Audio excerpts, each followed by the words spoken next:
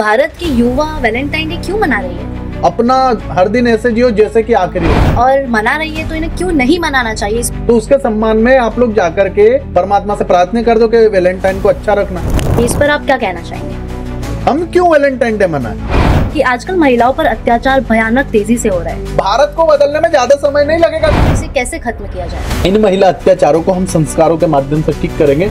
महाकुंभ में इतना सारा वो हो रहा है, लेकिन तो भी जो कैमरास जा रहे हैं वो सिर्फ मोनालिसा पे जा रहे हैं। तो ये रीलबाज लोगों ने फैलाया ये सारा काम। उस मोनालिसा को बेचारी को कुंभ छोड़ करके भागना पड़ा। पीरियड्स के दौरान महिलाओं को मंदिरों में प्रवेश नहीं करने देते हैं। क्यों क्यों नहीं करने देते हैं? नहीं तो मंदिर पीरियड्स में ही क्यों जाना? आज का युवा विदेशी प्रभाव में आकर किस day, hug day, Valentine day इत्यादि मना रहा है। भारत का युवा उससे प्रभावित हो गया। नेगेटिविटी की तरफ आदमी जल्दी खिंच जाता है। तो गुरुजी, इंडिया के टॉप ट्रेंडिंग यूट्यूबर्स में से 2 ऐसे यूट्यूबर्स हैं जो भी एक प्रोग्राम कर रहे हैं। उनके करोड़ों में फैंस हैं, लेकिन वो क्या कर रहे हैं? देखिए, आप इस वीडियो के माध्यम से आपको दिखाना चाहूंगी। अगर आपको हरे राम, हे राम, ये युवाओं को दिग्भ्रमित करने वाले, इन्हें मैं कहूंगा ये मानसिक वासनांध पागल है। सर्वे भवन्तु सुखिनः, सर्वे सन्तु निरामया, सर्वे वृद्धानि पश्यन्तु, माँ कश्चित् दुःख भाग् भवे, माँ कश्चित् दुःख भाग् भवे। तो स्वागत है आप सभी का आज के हमारे इस पॉडकास्ट में। तो हमारे साथ एक खास मेहमान है जो है परम पूजनीय श्री श्री स्वामी जितेंद्रानंद जी महाराज, जो संस्थापक है मानव कल्याण आश्रम मुंबई के, और वो 10,000 से ज्यादा गरीब बच्चों को शिक्षा दे रहे हैं।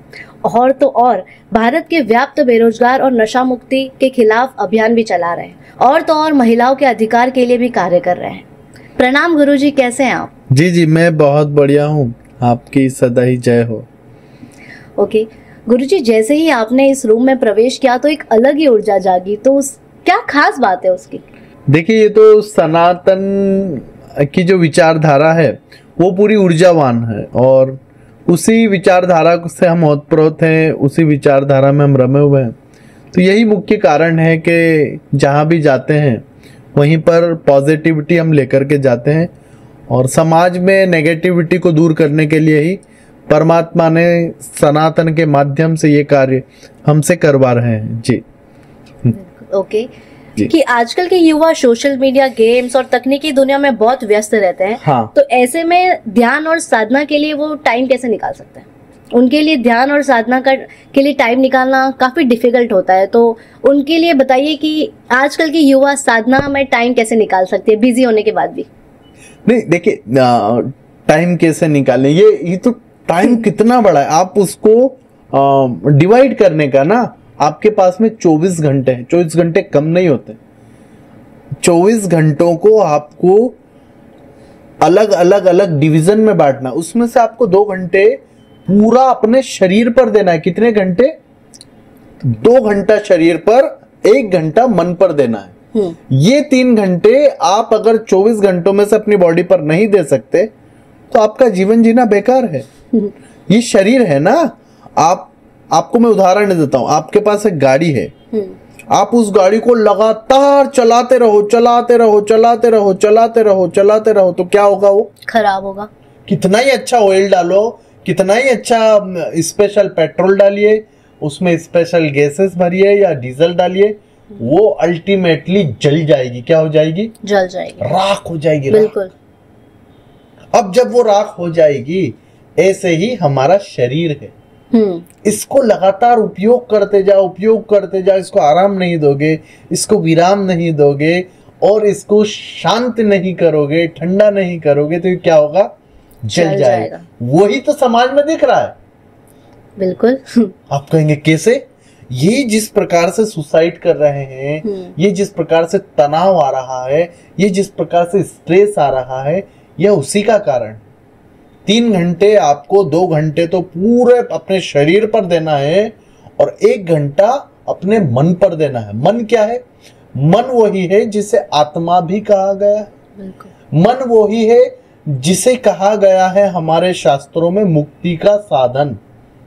शरीर की मुक्ति नहीं होनी है, ये तो नश्वर है। आत्मा की मुक्ति होनी है, आत्मा का मोक्ष होना है। तो उसके लिए हम सनातनी लोग रहते हैं। अब अगर 2 घंटों में आप व्यायाम, प्राणायाम, योगा और अन्य प्रकार के अपने जो वर्जिश है वो करना चाहिए, प्रत्येक मनुष्य को करनी चाहिए। अगर नहीं करोगे तो आपकी बॉडी खराब होगी। सारी बीमारियां क्यों आ रही? आज हम 140 करोड़ भारतीय हैं। 140 करोड़ भारतीयों में से 139 करोड़ भारतीय कितने? 139 करोड़ भारतीय बीमार हैं। किसी की आंखें खराब हो गई, किसी के बाल खराब हो गए, कोई टकला हो गया, किसी का हार्ट खराब है, किसी को बीपी है। क्यों? क्योंकि उसने अपने बॉडी पर ध्यान नहीं दिया।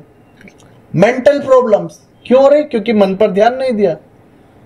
आप कहते हैं कि इस समय यूथ टाइम ही नहीं निकाल पा रहा। बिल्कुल। अगर शरीर पर टाइम नहीं निकालेगा तो आगे कुछ कर ही नहीं पा। कितना ही बड़ा आईपीएस बन जा, कितना बड़ा तू ऑफिसर बन जा, कितना बड़ा बिजनेसमैन बन जा, अल्टीमेटली उसका दिमाग और बॉडी खराब है तो उसे फिर कोई नहीं बचा सकता। तो योगा करना है और ध्यान करना है, मेडिटेशन करना है। अब वो मेडिटेशन के प्रोसेस हम किसी दिन मेडिटेशन पे एक पूरा प्रोग्राम कर लेंगे, एक पूरा संवाद करेंगे। तो उसमें कैसे मेडिटेशन करना है, किस क्षेत्र के लोगों को कैसे अपने शरीर को अच्छा रखना है, कैसे तंदुरुस्त रखना, उस पर हम काम करेंगे। तो युवाओं को 3 घंटे, पूरे युवाओं को ही नहीं, सबको, बूढ़े बच्चे और जवान, सबको 3 घंटे अपने शरीर, मतलब 2 घंटे शरीर, 1 घंटा मन पर देना है। ये दिनचर्या होनी चाहिए। आप पक्षियों को देखिए, आप एनिमल्स को देखिए, वो उठते हैं तो तंदुरुस्त रहते हैं। बिल्कुल। और हमारा आदमी उठता है तो ला गोली देना, ला दो टेबलेट देना, बीपी की खा लो, शुगर की खा लो, ये करता है। बिल्कुल यही करते हैं ना। क्या करते हैं? दो गोली इसकी विटामिन की खा लो। अरे विटामिन हमारा बॉडी खुद बनाएगा। विटामिन आप कितने बाहर से डालोगे, अल्टीमेटली सड़ जाएगा शरीर। आप खाओगे गोलियां। तो ये नहीं करना। यूथ के लिए आजकल एक हीरो आ रहा है, वो कह रहा मैं ये गोली खाता हूं तो मेरी बॉडी बन गई, मैं ये गोली खाता हूं तो मैं रात तक एक्टिव रहता हूं। अरे तो गोली से क्यों एक्टिव रहे? ये बॉडी परमात्मा की दी हुई है। परमात्मा ने उसको सारी शक्तियां दी है। बाहर से गोलियां खाओगे कैंसर हो जाएगा, बाहर से गोलियां खाओगे तो हार्ट अटैक आएगा। इसीलिए जो आप देख रहे हैं, नाचते नाचते गिर गए, हार्ट अटैक हो गया, चलते चलते गिर गए, हार्ट अटैक हो गया। कारण यही है कि हमने भारतीयता को छोड़ा, हमने अपने शरीर पर ध्यान देना छोड़ा। जिस पर हम चल रहे हैं, हमारा मन किस में बैठा है? आप और मैं किस में बैठे हैं बताइए? शरीर में बैठे। बिल्कुल। अब हम जब शरीर में बैठे हैं तो इसका तो ध्यान रखना पड़ेगा ना। हम अगर किसी गाड़ी में बैठ करके जाए, फिर उदाहरण गाड़ी का, तो गाड़ी कैसी होनी चाहिए? अच्छी लग्जरी होनी चाहिए। सबका सपना क्या रहता है? कौन सी गाड़ी रहनी चाहिए बताइए शिवाजी? लग्जरी गाड़ी होनी चाहिए, मर्सिडीज, बीएमडब्ल्यू। अभी सबके दिमाग में, युवाओं के दिमाग में जितने भी जाता हूँ ना, बोले स्वामी जी एक डिफेंडर और ले लो ना। डिफेंडर का क्रेज युवाओं में आ रहा। तो सबसे ज्यादा हेवी, लग्जरी, फुल लोडेड गाड़ियां लोग लेना चाहते हैं। लेकिन जो गाड़ी परमात्मा ने फुल लोडेड हमें दी, उसका कोई ध्यान ही नहीं रख रहा है। तो इसका ध्यान रखना जरूरी है। बिल्कुल। फिर इस पर हम आगे और बहुत चर्चा करेंगे, मेडिटेशन पर, प्राणायाम पर। जी, अभी आपको समझ में आया? बिल्कुल। ये एग्जाम्पल तो बहुत ही परफेक्ट लगा मुझे। मैं आप सभी से भी कहना चाहूंगी, मेरे युवा दोस्तों बहनों, कि स्वामी जी की ये बात अपने ध्यान में बिठा लीजिए कि सच में दिन में 2 घंटा और 1 घंटा लाएंगे, पूरा 3 घंटा खुद के लिए निकालिए, है ना स्वामी जी? हाँ। ओके स्वामी जी, मेरा अगला प्रश्न आपसे ये है कि भारत की वर्तमान दुर्दशा का क्या कारण है, उससे और इससे कैसे बचा जा सकता है? देखिए, मुझे तो बहुत दुख होता है। और जब मैं समाज में घूमता हूँ, एक तरफ तो भूखमरी है, एक तरफ तो बेरोजगारी, एक तरफ महिलाओं का जिस प्रकार से स्थिति है, और दूसरा जिस प्रकार से युवा दिग्भ्रमित हो गया। आज पूरा समाज जिस स्थिति में आ गया है, देखकर बहुत रोना आता है कि इतनी मतलब हाई लेवल की जो हमारी थिंकिंग थी, उससे हम घटिया नीच स्थिति में पहुंच गए। अगर कोई कॉलेज का स्टूडेंट नर्सरी के क्वेश्चंस नहीं बता पा रहा तो ये तो दुख का बात है। तो भारत एक IITian मान लो विचारों में, और आज वो जी रहा है नर्सरी की कक्षा में, कुछ पता ही नहीं है उसको। नर्सरी से भी नीचे जो किड्स होते हैं उसमें जाकर के पड़ गया भारत का युवा, भारत का समाज, पूरा समाज का कहूंगा मैं, तो एक युवा की बात नहीं कर रहा, पूरा समाज दिशाहीन हो गया कहूंगा। उनके पास कोई फ्यूचर प्लान नहीं है, उनके पास किसी भी प्रकार का आगे जाने का मार्ग ही नहीं है। वो कहाँ जा रहे हैं? थोड़ा पैसा कमाएंगे, गोवा घूम के आएंगे, थोड़ा पैसा कमाएंगे, फ्रांस जाएंगे, पेरिस जाएंगे, रशिया जाएंगे, और अभी तो ये थाईलैंड का ट्रिप चल रहा है, बैंकॉक जाएंगे, थाईलैंड जाएंगे, हांगकांग जाएंगे। लेकिन अंत में आपको वो सारी जो विचारधारा है वो सुसाइड तक और डिप्रेशन तक लेकर के जाएगी। और ये हो रहा है, मैं समाज में देख रहा हूं जिस प्रकार से युवा भ्रष्ट विचारों की ओर जा रहा है, तो इससे समाज का नहीं पूरे विश्व का पतन होने वाला है। यह न्यूक्लियर वॉर तक लेकर के जाएगी स्थिति हमें। यह स्थिति हमें कहाँ लेकर के जाएगी? यह स्थिति हमें सिविल वॉर तक लेकर के जाएगी, क्योंकि युवा दिग्भ्रमित हो गया। तो युवाओं को समझना होगा कि अब हमें सनातन के मूल विचार को पकड़ना। क्यों स्वामी विवेकानंद जी के पीछे पूरी दुनिया घूमी? क्यों एक भारत का सन्यासी विदेश गया तो बड़े बड़े विदेशी फिलोसोफर उसके पीछे चल दिए? क्यों? कुछ तो था ना। तो क्या था वो? स्वामी विवेकानंद जी का बॉडी नहीं था, स्वामी विवेकानंद जी के कपड़े नहीं थे, स्वामी विवेकानंद जी का वो विचार था जो विचार उन्होंने फैलाया। तो उस विचार को हमें खोजना चाहिए ना, पढ़ना चाहिए ना, मानना चाहिए, जानना चाहिए। तो उसी विचार का प्रसार करना चाहता हूँ। और भारत की दुर्दशा का हम बहुत अच्छे तरीके से ठीक कर सकते इस समस्या का निवारण। तो आप कहेंगे कैसे?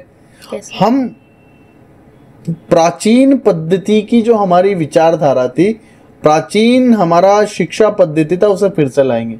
हम गुरुकुल बनाएंगे। हम गुरुकुल बना करके जगह जगह जगह जगह उस शिक्षा पद्धति और उस विचारधारा को समाज में डाल देंगे। अपने आप समाज खड़ा हो जाएगा। ये एक दिन का काम नहीं, ये लंबा काम है। ये बहुत तरीके से होगा, लेकिन एक बार हो गया, एक बार घर बनता है धीरे धीरे धीरे, लेकिन जब बन जाता है कितना सुंदर दिखता है। ऐसा ही है, धीरे से ये काम चल रहा है हमारा। और एक भव्य हम गुरुकुल का निर्माण कर रहे हैं।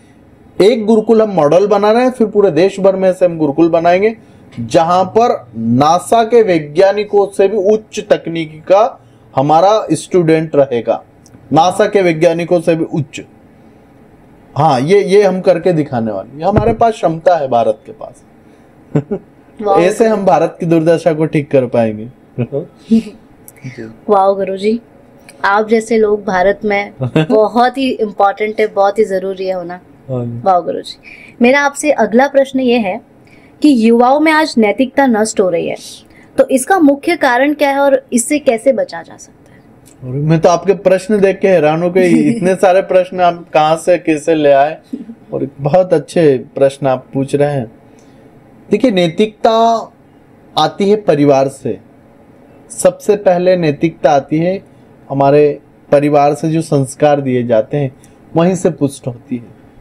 लेकिन जब हमारा परिवार ही बिखर गया तो कैसे तो नैतिकता आएगी? माँ ही सिखाती है ना, बेटा ये मत कर, ये गलत है, बेटा वो मत कर, ये गलत, वो गलत है, ये सही है, ऐसा कर, बेटा यहाँ जा, बेटा सत्संग में जा, बेटा मंदिर जा, बेटा कुछ तो कर जो तेरी अंदर की स्थिरता को मजबूत करे। लेकिन आज माँ क्या करे? आज माँ छोटे से बच्चे को, 1 साल के बच्चे को खाना नहीं खा रहा तो उसको वो कौन सा वीडियो गेम होता है, वो माफ करना, यूट्यूब पे उसको कार्टून लगा के दे देती है। बिल्कुल। बच्चा दिन रात पेपा सुवरिया देखता रहता है। पेपा नाम की एक सुवरिया है, उसको दिन रात बच्चा देखता रहता। तो पेपा सुल्डी को वो देखेगा, पेप्पा डुकरी को वो देखेगा, पेप्पा पिगी को देखेगा, तो उसके दिमाग में दिन भर वो पेपा की फैमिली वही चलता रहेगा। तो क्या तो ज्ञान लेगा, क्या तो वो सीखेगा अपने परिवार से। दिन रात वो यूट्यूब में रहता है, थोड़ा बड़ा होता है वीडियो गेम में जाता है, और थोड़ा बड़ा होता है तो पोर्नोग्राफी की दुनिया उसको खींच ले जाती है, और थोड़ा बड़ा होता है तो फिर वो समाज के लिए विनाशकारी तत्व बन रहा है। वही तो फिर ये इस प्रकार के क्रिमिनल क्यों पैदा हो रहा है? इतना अच्छा भारत, जिस भारत के बारे में कहा जाता था कि जहां किसी नगर में किसी द्वार पर कोई ना ताला डाले। आपने गाना सुना होगा, ये भारत देश है मेरा, जहां किसी घर में किसी द्वार पर कोई ना ताला डाले। ऐसा भारत जहां ताले नहीं लगते थे, आज उस देश में ये स्थिति हो गई है कि आप कितना ही मजबूत ताला लगा दीजिए, आपके घर को तोड़ करके चोरी कर ले जाए। आप कितने ही कपड़े पहना दो और बाहर महिलाओं को आज निकाल दो, तो आज कई क्षेत्र ऐसे बन गए जहां पर महिलाएं सुरक्षित नहीं। बिल्कुल। कितने ही कपड़े उड़ा दो। और पहले का भारत जहां हर घर, हर नगर, हर शहर में एक एक राम रहा करते थे, हर घर में एक राम होता था, हर पुरुष राम और हर नारी सीता होती थी। आज उस देश में इस प्रकार की स्थिति हो रही है। तो नैतिकता को मजबूत करने के लिए सबसे पहले परिवारों को खड़ा होना होगा। आज काकियां नहीं रह गई, आज मामियां नहीं रह गई, आज बुआएं नहीं रह गई, आज दादियां नहीं रह गई, मामियां नहीं रह गई, तो ये फैमिली खत्म हो गई ना। सिखाने वाले तो यही लोग थे ना। तो परिवार मजबूत करना होगा, और यही परिवार मजबूत हुआ तो देश मजबूत हो जाएगा। परिवार से ही क्या मजबूत होता है? परिवार से देश मजबूत होता है, क्योंकि परिवार ही देश की सबसे पहला बीज है। वहीं से देश बनता है। पहले परिवार बनेगा, फिर परिवार से और बड़े मोहल्ले बनेंगे, फिर मोहल्लों से नगर, और नगर से तो हमें अपना परिवार हमें ज्यादा कुछ नहीं करना है। भारत को बदलने में ज्यादा समय नहीं लगेगा अगर परिवार बदल जाए तो। एक फैमिली ये तय कर ले कि हमें तो भारतीयता पे रहना है। एक फैमिली ये तय कर ले कि हमें तो भारतीयता पे रहना है। तो भारत का मूल विचार को अगर परिवार अपने अंदर आत्मसात कर ले, एक एक फैमिली ये जिम्मेदारी ले ले, रिस्पॉन्सिबिलिटी ले ले, ये ड्यूटीज ले ले, वो चाहे किसी धर्म को मानने वाला, किसी कल्चर को मानने वाला, वो बस ये मान ले कि हमारा भारत का जो मूल विचार है उसे हम नहीं छोड़ेंगे, फिर उसका नाम कुछ भी रहने दो, वो भारत के लिए बहुत बड़ा काम करके जाएगा। पहले यही तो था, लेकिन आज दुखी है लोग, क्योंकि फैमिली नहीं है ना। डिप्रेशन में जाते क्यों हैं? क्योंकि कोई सहारा देने वाला नहीं। सहारा देने वाला क्यों नहीं है? क्योंकि कोई किसी को अपना मानता ही नहीं है, किसी से कुछ लेना देना ही नहीं है, बस यूं ही चले जा रहे हैं। कहां जा रहा है? मृत्यु की ओर, विनाश की ओर, अपने नाश की ओर जा रहे हैं। तो आपको समझ में आया, नैतिकता का पतन का मूल कारण है कि हमारी परिवार व्यवस्था ध्वस्त हो गई। उसे मजबूत करना है, परिवारों को संस्कारित होना है, और उसके लिए गुरुकुल से जुड़ना। फिर वही हमारे मिशन पे आ जाएंगे सब। गुरुकुल, वहीं से संस्कार आने वाले, वहीं से आने वाला सत्य, वहीं से आने वाला है सत्य ज्ञान। जी वाह गुरुजी, वाह गुरुजी, बस मन कर रहा है आपको सुनती जाऊं, सुनती जाऊं, सुनती जाऊं। इतना अच्छा बोल रहे हैं और आप बहुत ही अच्छा। नहीं, आपके प्रश्न ज्यादा अच्छे इसलिए। थैंक यू गुरुजी। अगला सवाल मेरा आपसे ये है कि आजकल महिलाओं पर अत्याचार भयानक तेजी से हो रहे हैं, तो इस पर आप क्या कहेंगे और इसे कैसे खत्म किया जाए? देखिए, फिर बात पूरी इस पर ही घूमेगी, संस्कारों पर ही, कि संस्कार नष्ट हुए। कल्चर आया कहाँ का? फॉरेन का। कल्चर आया उस जगह का जहां पर महिलाओं को मनुष्य ही नहीं समझा जाता, मनुष्य ही नहीं समझा जाता है। वहां पर यह कहा जाता है प्रोडक्ट है और महिला ऑब्जेक्ट है, उसका यूज करो, उसको फेंक दो, डस्टबिन में डाल दो। नहीं डस्टबिन में डाल सकते, उसको जला दो। ये हजारों सालों तक हुआ है। आप फ्रांस में, मैं बहुत सारे देशों के नाम गिना सकता हूँ, मेरे पास बहुत सारा डाटा है। लाखों महिलाओं को, कितनी महिलाओं को? लाखों महिलाओं को जलाया गया। और कैसे जलाया आप कांप जाएंगे सुन करके। महिलाओं को इकट्ठी करते थे, मैदान में खड़ी करते थे, और आसपास लकड़ियां लगाकर उसमें कुछ ज्वलनशील पदार्थ लगाकर जला देते थे। पेड़ से बांधते थे और महिलाओं पर उस समय के जो ज्वलनशील पदार्थ थे वो लगाकर आग लगा देते थे। महिला चीखती थी, चिल्लाती थी, लेकिन वो लोग कहते थे कि महिलाओं में जान नहीं होती, महिलाओं में आत्मा नहीं होती, सोल जिसे कहते हैं ना। उनका मानना है कि महिलाओं में सोल नहीं है, इसे मार दो। उसका नाम था विच हंटिंग।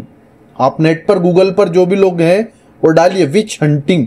इतनी भयानक कि मैं रो दिया। एक दिन तो पढ़ रहा था, एक महिला को उसके पति ने इसलिए जला दी, माफ करना सॉरी मैंने यहाँ पर पति शब्द यूज किया, उसके ऑनर ने इसलिए जला दी। ऑनर कहते हैं वहां पर, महिला का मालिक होता है वहां पर, उस कल्चर में महिला का मालिक।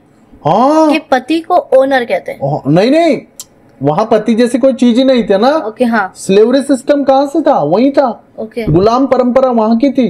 एक महिला को इसलिए जला दी क्योंकि वो प्रेग्नेंट हो गई, तो जला दिया, राख कर दी उसको उसी पेड़ से बांध करके। और बाद में फिर बहुत बाद में जब वहां के कुछ युवा भारत में पढ़ने आए और फिर वहां पर पहुंचे, तब जाकर के भारत का ज्ञान जब वहां पहुंचा है, तब धीरे धीरे ये कुप्रथा वहां पे बंद हुई है। आप नेट पे डालिए ना, नेट पे, और हम डाटा देंगे। मैं सभी से कहता हूं जिनको ये डाटा चाहिए विच हंटिंग का, और ये हम देंगे। तो अब बात आपने भारत की करी थी, अब उन देशों के लोग जो बिगड़े हुए हैं, जो बिगड़ी हुई कंपनियां एक यूथ तैयार कर रही हैं, वो परंपरा, वो विचारधारा जब भारत में आ रही है तो युवा तो बिगड़ेगा, क्योंकि वो तो महिला को ऑब्जेक्ट मान रहा है। अब महिलाओं पर अत्याचार का दौर ही ऐसे शुरू होता है, कुसंस्कारों से, कुविचारधारा से। महिला सड़क पर जा रही तो गाने गा रहे कि बन जा तू मेरी रानी, तेरे को महल दिला दूंगा। भारत में लड़कियों को महल नहीं चाहिए, भारत में वो विचारधारा ही नहीं है कि महल के लिए वो तेरी रानी बन जाएगी। भारत में तो ऐसी ऐसी महान नारियां हुई है जो महल छोड़ अपने पतियों के साथ जंगल गई है। माता सीता, माता सीता महल छोड़ करके पति के साथ जंगल गई ना, और उस देश में एक आवारा लड़का भारत की लड़की को कह रहा है कि बन जा तू मेरी रानी, तेरे को महल दिला दूंगा। वो नहीं बनेगी तेरी रानी। भारत में महिला चरित्र की बहुत पक्की होती है, इसीलिए पूरी दुनिया के अंदर जब भी कभी महान नारियों का नाम आता है तो भारत की नारियां खड़ी होती है। उनकी उस पूरे दिमाग के अंदर उनके सामने एक छवि बनती है, लोपामुद्रा की, अलोपा की, अपने लीलावती जी की, सीता माता की, हमारी रुक्मणी माता की, इनकी छवि खड़ी हो जाती है। भारत में बहुत कुछ नहीं होना था लेकिन दुर्भाग्य से हो गए। तो अब इन महिला अत्याचारों को हम संस्कारों के माध्यम से ठीक करेंगे। भारत की जिस पुस्तक में यह कहा गया था, यत्र नारेस्तु पूज्यन्ते रमन्ते तत्र देवता, आपने सुना?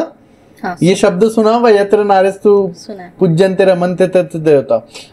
अब यह मंत्र जिस पुस्तक में लिखा है, यह सुक्ति जिस पुस्तक में लिखी, उस पुस्तक को लोग जलाते हैं हमारे देश में। हाँ, मनुस्मृति में आग लगा रहे लोग। हाँ, अभी दिल्ली के अंदर एक बहुत बड़ी नेता है, उसने आग लगा दी इस, हाँ, क्योंकि अब सोचिए कि अगर यत्र नारेस्तु पूज्यन्ते रमन्ते तत्र देवता लिखी पुस्तक में आप आग लगाओगे तो फिर ज्ञान आएगा क्या? और हमारी विचारधारा खत्म करना चाहते हैं, हमारे ग्रंथों में आग लगा रहे, हमारी किताबों में इसलिए आग लगा दी कि उसमें यत्र नारेस्तु पूज्यन्ते रमन्ते तत्र देवता लिखा है, तो आग लगा दी। और फिर कह रहे कि इसमें तो ऐसा है और वैसा, और उसको आग लगा रहे। उनकी पूरी लड़ाई ही इस विचारधारा से है जो महिलाओं को सम्मान दे रही है। भारत में महिलाओं के ऊपर अत्याचार बंद हो जाएंगे अगर वेस्टर्न कल्चर, जो फॉरेन कल्चर सीधे हमारे देश में ना घुसे। आए, विरोध नहीं कर रहे, देखिए अच्छी चीज वहां से आए, वहां से व्हीकल्स आएंगे हम लेंगे, वहां से मोबाइल आया हमने लिया, वहां से सॉफ्टवेयर आए हमने लिए, वहां से जो जो अच्छी तकनीकी हम लेने का, हमारा ज्ञान उन्हें देने का। हमारे पास बहुत सारा नॉलेज है, आध्यात्मिक नॉलेज है। वो कितनी भोगविलासिता की वस्तु बना ले लेकिन अंदर से शांत नहीं रहेंगे। अभी एक मुंबई में बहुत बड़े व्यापारी थे, उनके बेटे ने आत्महत्या कर ली। सब कुछ हजारों करोड़ का संपत्ति, लेकिन बेटे ने आत्महत्या कर ली। क्यों? क्योंकि अंदर से खुश नहीं था ना। खुश क्यों नहीं था? क्योंकि उसको ड्रग्स का नशा लग गया था। तो ये जो युवा पीढ़ी दिग्भ्रमित की जा रही है गंदी गंदी फिल्मों के माध्यम से, गंदे गंदे विचारों के माध्यम से, उसकी वजह से महिलाओं पर अत्याचार बढ़ रहा है। भारतीय संस्कृति को घर घर में पहुंचाना। माँ अपने बेटे को कह दे कि बेटा समाज में जो भी महिलाएं घूम रही है वो तेरी बहन जैसी है, और कह दे कि बेटा जो तुझसे बड़ी है वो तेरी माँ है। जब ये माँ सिखाएगी, माँ तो बच्चे को सिखा रही तेरी कितनी तेरी गर्लफ्रेंड है बेटा, छोटे छोटे बच्चों को। अभी मैं देख रहा, और एक वीडियो किसी ने मुझे भेजा, एक 4-5 साल की लड़की, 4-5 साल का लड़का, और उनके माँ बाप बैठ के कह रहे ये इसकी गर्लफ्रेंड है। बताइए अब आप, 5 साल के बच्चे के मन के अंदर ये गर्लफ्रेंड बॉयफ्रेंड का जब भाव डाला जाएगा, उसमें जब इस प्रकार की गंदी विचारधारा डाली जाएगी, तो वो क्या तो नागरिक बनेगा, क्या तो वो आइकॉन बनेगा, कितना भ्रष्ट उसका दिमाग हो जाएगा। वो बचपन से महिलाओं में इस प्रकार की दृष्टि देखेगा। देखिए भारत में इतना तो पक्का है कि विवाह होने वाला है। क्या होने वाला है? डन है। आपका नहीं होगा तो समाज आपको पकड़ के विवाह कराएगा। बिल्कुल। और परमात्मा ने जोड़ियां ऊपर से बना के भेजी है, ये भारत वालों ने ही बनाया। क्यों? क्योंकि सबकी शादी होनी है। किसी कोई कोने में भी छुप जाएगा ना शिवाजी, वहां से उसको पकड़ लाएंगे और शादी कराएंगे। कर कान पकड़ेंगे, कर। अरे यहाँ तो ये स्थिति है कि ब्रह्मचारियों को कहा जा रहा है, वहां सन्यासी घूम रहे हैं ना, उनको पत्रकार जा जाके पूछ रहे आप शादी नहीं करेंगे क्या, आप शादी नहीं करेंगे क्या? हमारे यहाँ पर एक हीरो है, उसका नाम है सलमान खान। अभी सलमान खान 50 साल से ऊपर हो गया, 60 का होने वाला है, 60 का होने वाला। आज भी 60 साल के सलमान को जाके लोग पूछते आज शादी कब करेंगे सलमान, सलमान आप शादी कब करेंगे? ये भारत है। बिल्कुल। इसका धर्म जाति से लेना देना नहीं है। यहाँ बिना शादी के जो भी रहेगा ना, उस पर बार बार पूछा जाएगा आप शादी कब करेंगे, आप शादी कब करेंगे। एक नेता है हमारे यहाँ पर राहुल गांधी, राहुल गांधी जी को सब पूछते हैं आप शादी कब करेंगे। भारत में किसी को मतलब ऐसा उसके लिए कोई शब्द ही नहीं है, बिना शादी के रहने वाले के लिए कोई शब्द ही नहीं है। अविवाहित, भारत में किसी को अविवाहित अनमेरिड नहीं रहने देते। ये समाज है। या तो एक वो सन्यासी बन गया या तो वह योगी बन गया, वो एक अलग विषय है। लेकिन भारत में किसी को भी इस प्रकार से नहीं छोड़ते अविवाहित। बिल्कुल। बुरा लगता है, समाज को बुरा लगता है कि यार इसका परिवार तो होना चाहिए। और व्यवस्था की जाती है तो यह संस्कार माँ को देने हैं कि बेटा सब तेरी दृष्टि देनी है, ये दृष्टि देनी है कि सब तेरी माँ है, सब तेरी बहन है। एक स्त्री तेरे लिए परमात्मा ने बनाई, वो तेरे पास आएगी। बिल्कुल। लेकिन बन जा तू मेरी रानी, महल दिला दूंगा, वो वाली फिलोसफी भारत में नहीं। अगला सवाल मेरा आपसे ये है कि आज का युवा विदेशी प्रभाव में आकर किस डे, हक डे, वैलेंटाइन डे इत्यादि मना रहा है, तो क्या ये सही है? और अगर नहीं है तो फिर आप क्या कहना चाहेंगे इसमें? देखिए बहुत अच्छा क्वेश्चन आपने पूछा है। तो मैं तो आपसे यही पूछना चाहूंगा कि आप भी भारत की एक यूथ हैं और कई लोग आपको फॉलो करते हैं, आपको सुनते हैं। मेरा तो यही आपसे पूछना है, वैलेंटाइन डे कौन था बताइए? मुझे तो कुछ आइडिया ही नहीं है इसके बारे में। मैं भारत के बहुत सारे प्रसिद्ध उच्च शिक्षा के संस्थानों में जाता हूँ, जैसे IIT हुए, IIM हुए, और वहां पर कई सारे हमारे सेमिनार होते हैं। तो मैं युवाओं से पूछता हूँ कई बार कि क्या आपको वैलेंटाइन डे का हिस्ट्री पता है? वो कहती नहीं स्वामी जी, जैसे आपको भी नहीं पता। बिल्कुल। मैं आपको इसकी हिस्ट्री बता देता हूँ और फिर इसको हम यहाँ पर प्रेजेंट में ला करके खत्म करेंगे। देखिए वैलेंटाइन एक व्यक्ति ऐसा था जो एक धार्मिक संस्था में कार्य करता था, और वो जिस धार्मिक संस्था में कार्य करता था उसका नाम था चर्च। उस समय पर इस वैलेंटाइन के सामने जो राजा था उसका नाम था क्लोडियस। वो इसके विरोध में खड़ा था। आप कहेंगे विरोध में क्यों खड़ा था? अब विरोध में इसलिए खड़ा था कि क्लोडियस ने बोल रखा था कि शादी नहीं करना है। क्या नहीं करना है? शादी नहीं करना है। और वैलेंटाइन क्या करता था? वैलेंटाइन शादियां करवाता था। तो आप कहेंगे वैलेंटाइन क्यों शादियां करवाता था? बिल्कुल। जो लड़के लड़की आपस में प्रेम करते थे उनको समझाता था कि शादी करो, शादी करके रहो।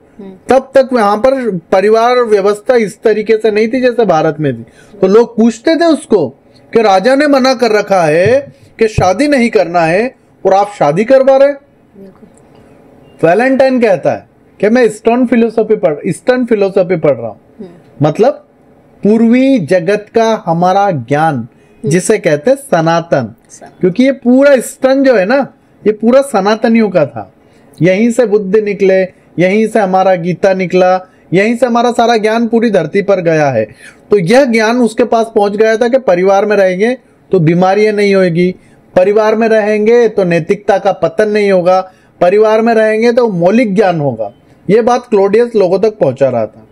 हालांकि वो चर्च का पादरी था, लेकिन तब भी ज्ञान उसके पास आ चुका था हमारा। अब जब वो वहां पे शादी करो तो क्लोडियस चिढ़ गया, और क्लोडियस ने चिढ़ करके वैलेंटाइन को पकड़ करके जेल में ठूस दिया और बोला कि बंद करेगा क्या? तो बोला नहीं करूंगा। बोले बंद कर दे, तेरे को जान बख्श दूंगा, तेरे को लाइफ मिल जाएगी, जीना आराम से। बोले नहीं, मुझे मार दो। तो बोले तू मौत से नहीं डर रहा? क्लोडियस बोल रहा है वैलेंटाइन को कि तू मौत से नहीं डरता?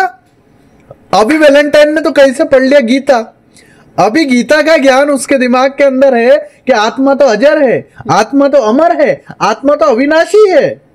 आत्मा के तत्व का नॉलेज वहां पर नहीं है पश्चिम में।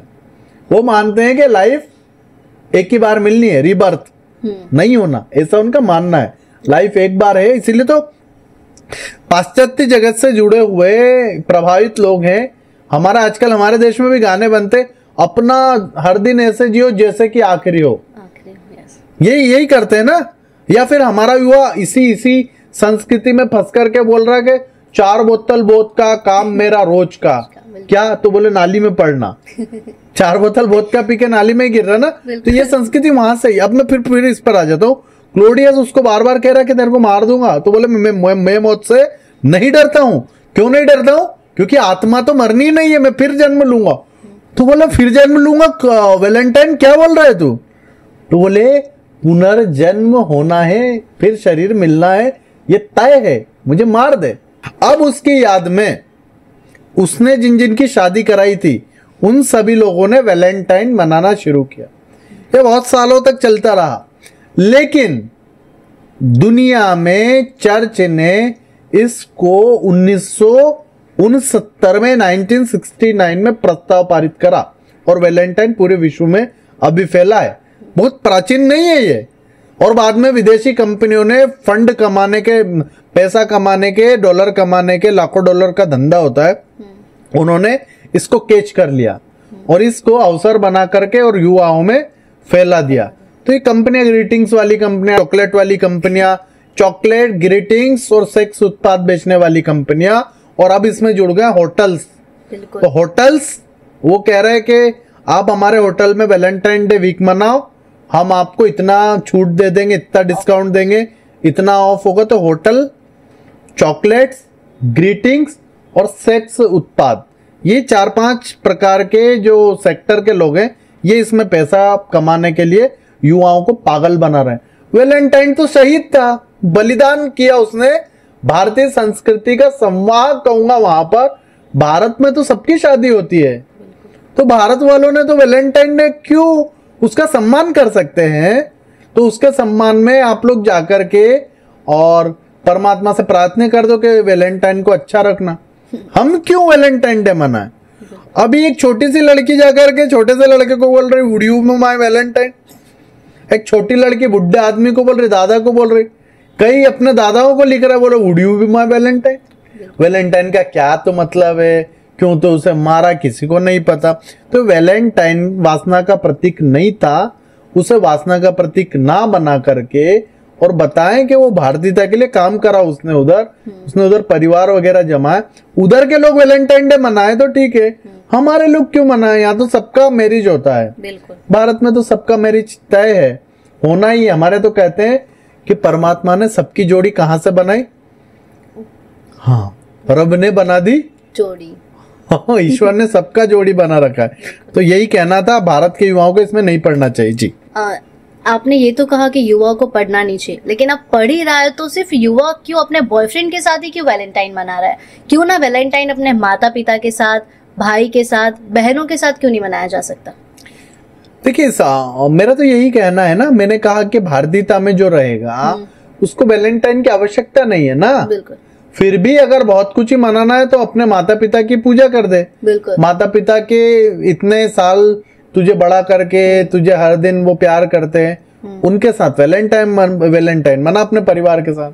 बहुत अच्छा, बहुत अच्छा। और हम करते हैं इस कार्यक्रम को। 14 तारीख को मातृ पितृ पूजन दिवस मनाया जाता है। जी, थैंक यू। बहुत बढ़िया। लास्ट सवाल मेरा आपसे ये है कि आपके इतने सारे आपकी इतनी अच्छी सोच है और इतने सारे अभियान आप चला रहे हैं, तो उसको आप सफल कैसे करेंगे? देखिए, बहुत बहुत अच्छा। इसको मैं सफल नहीं करूंगा, इसको सफल करने वाले परमात्मा। ये मैं नहीं बोल रहा हूँ, ये सब परमात्मा बुलवा रहा है। मेरी तो क्या कोई वो नहीं है, वैल्यू नहीं है। ये सब परमात्मा करवा रहा है, हमसे करवा के ले रहा है। ये मैं जो बोल रहा हूँ, मैं जो धर्म के कार्य में लगाऊं, ये परमात्मा की इच्छा से लगाऊं। ये परमात्मा मुझे शक्ति प्रदान कर रहा है। तो परमात्मा ने हमें नॉलेज दिया है कि हम एक गुरुकुल बनाएंगे, मठ बनाएंगे और मंदिर बनाएंगे। और इस भव्य मठ में, विराट मठ में भारत की भारतीयता को आगे बढ़ाने वाले सन्यासी हम निकाल रहे हैं। बहुत सारे ऐसे युवा हैं जो सन्यासी बन रहे हैं, उनको हम यहाँ पर, साधवियां हैं, उनको मठों के अंदर आगे के काम के लिए तैयार कर रहे हैं। हम गुरुकुल बना रहे हैं, बहुत बड़ा गुरुकुल, बहुत भव्य गुरुकुल, जहां से भारतीयता को आगे लेकर के जाया जाएगा। और इस पूरे अभियान को परमात्मा सफल करेगा। हम एक मंदिर बना रहे हैं जहां पर नो वीवीआईपी, जहां पर नो किसी प्रकार का स्पेशल फैसिलिटी, सब भगवान के साधना के लिए आओ, सब परमात्मा का ज्ञान लेने आओ। और उस मंदिर के पीठाधीश्वर, हमने किसी को मठ का मठाधिपति नहीं बना, सब भगवान के हवाले है, सब पीठाधीश्वर ईश्वर है। हाँ, हमने ईश्वर को ही वहां का सब कुछ बनाया अधिपति, और फिर काम कर रहे हैं। तो जो हमारा प्राचीन नॉलेज था जो लुप्त हो गया, उसको हम लोगों तक पहुंचाएंगे। एक ग्रंथालय हम बना रहे हैं, बहुत ग्रंथालय, जहां पर पुस्तकें निशुल्क दी जाएगी। सनातन की, भारतीयता की सारी पुस्तकें निशुल्क घर घर हम पहुंचाएंगे। ये अभियान में लेकर के चल रहा हूँ, और ऐसे अभियान में सफल करूंगा। तो मैं आपसे भी कहूंगा कि आप भी इसमें हेल्प करें, और आपके जितने भी, मैं समस्त भारत के मानने वाले जहां भी रहते हैं दुनिया में, उन सबसे कहना चाहूंगा कि ये अभियान मेरा नहीं है, ये अभियान परमात्मा का है, ये अभियान सनातन का है। आप सब मिलकर के इस अभियान को हेल्प करें। जहां भी है वहां से आप इसके फाउंडर मेंबर बन सकते हैं। बहुत सारे लोग इसके फाउंडर मेंबर ताकत से बनेंगे, ज्यादा शक्ति देंगे, तो यह अभियान तुरंत सफल हो जाएगा। क्योंकि विचार ही तो भेजना है ना, हमें लोगों तक विचार ही डालना है। विचार एक बहुत बड़ी ताकत है। तो इस विचार को प्रबल करने के लिए आप जहां बैठे, भारत के नहीं दुनिया के किसी भी कोने में बैठे, वहीं से आप हमारे इस अभियान के फाउंडर मेंबर बन सकते हैं, इस गुरुकुल के फाउंडर मेंबर बन सकते हैं, मठ के, मंदिर के फाउंडर मेंबर बन करके, और इसमें हेल्प कर सकते हैं। और मैं तो कहता हूं सबको हेल्प करनी चाहिए, क्योंकि भारत में कहा गया है कि धर्म के कार्य में लगाया हुआ पाई पाई आपके पुण्य के घड़े को भरता है। और इसी के लिए तो पुण्य ही करने तो हमारे लोग कुंभ में जाते हैं ना, अभी कुंभ लग रहा है इसीलिए जा रहे हैं ना। मैं सभी से कहता हूँ घर बैठे आपको पुण्य लगेगा और सनातन का काम भी होगा। सभी से विनम्र निवेदन है, फाउंडर मेंबर बने, अधिक से अधिक संख्या में बने। और हमसे संपर्क करने के लिए हमारा एक व्हाट्सएप नंबर है 9833631184। हमारा यूट्यूब पर चैनल है। जैसे ही आप गूगल पर मेरा नाम डालेंगे स्वामी जितेंद्रानंद सरस्वती, तो हमारी सारी डिटेल्स आपके सामने आ जाएगी और आप हमसे सीधे जुड़ पाएंगे। अधिक जानकारी के लिए आप हमारे व्हाट्सएप नंबर पर जा सकते हैं। हमारा इंस्टाग्राम पर भी पेज है, और इंस्टाग्राम पर हमारा अकाउंट है, एक्स पर हमारा अकाउंट है, और हमारा अकाउंट आपको मिल जाएगा। फेसबुक पर पेज है, वहां पर भी आपको मिल जाएगा। तो आप सभी सोशल मीडिया के इन माध्यमों को धर्म के कार्य के लिए उपयोग भी कर सकते हैं। इस कार्यक्रम को आप सभी ने देखा, इसको आप आगे भी बढ़ा सकते हैं। मैं तो यही कह रहा हूँ कि इतना बढ़िया हर्षिता जी यहाँ पर आकर के संवाद किए, तो इस कार्यक्रम को अधिक से अधिक लोगों तक बढ़ाए। और बस इतना ही कह करके मैं आपका बहुत आभार व्यक्त करता हूँ कि इतने बढ़िया आपने प्रश्न पूछे। और कोई भी प्रश्न आपके रह जाएंगे, हम अगले कार्यक्रम में इसको ले लेंगे। जी, आपका बहुत आभार। धन्यवाद गुरुजी, आप इस पॉडकास्ट में आए और हमें काफी अच्छा लगा, और डेफिनेटली मैं आपसे जुड़ना चाहूंगी। जय हो। धन्यवाद।